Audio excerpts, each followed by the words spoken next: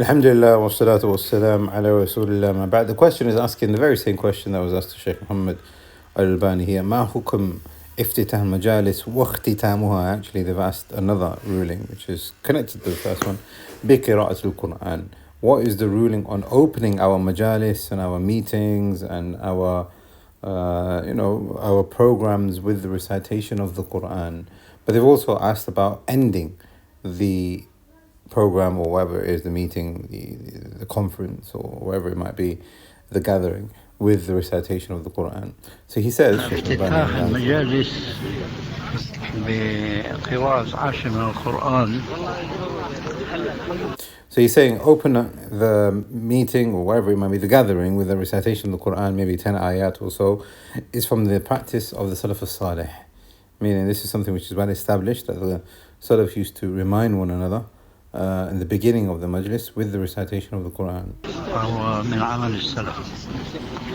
أما ختمها فليس كذلك. أما ختمها, as for ending the majlis or the gathering with the recitation of the Quran, then he said that this is from the Salaf. In his view, but he's saying that what has been narrated to us is to recite the kafarat majlis, subhanakallahumma wa bihamdika ashhadu an la ilaha illa anta astaghfiruka wa atubu ilayk.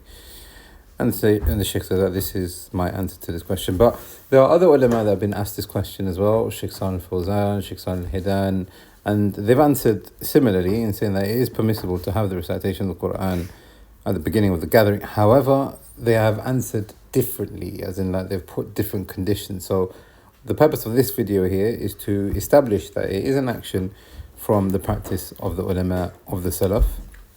However, some of the ulama have said, now this is a point that was raised by Sheikh Salih Hidan, which is that the majlis has to be a majlis of khair. It can't be a majlis of sin. So what's the point in having a recitation of the Quran and people are going to do things which are sinful?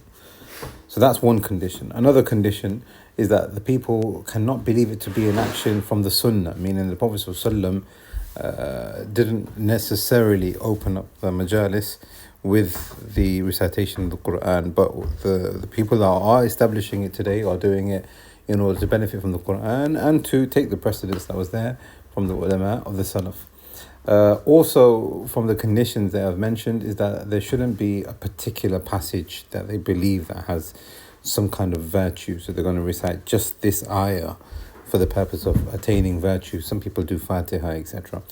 And also from the conditions that they have mentioned is that it shouldn't be recited over again a set number of times. So you shouldn't open up the majlis with reciting Qul Huwallahu Ahad like 10 times or Fatiha 7 times. I've heard that before in certain cultures and practices.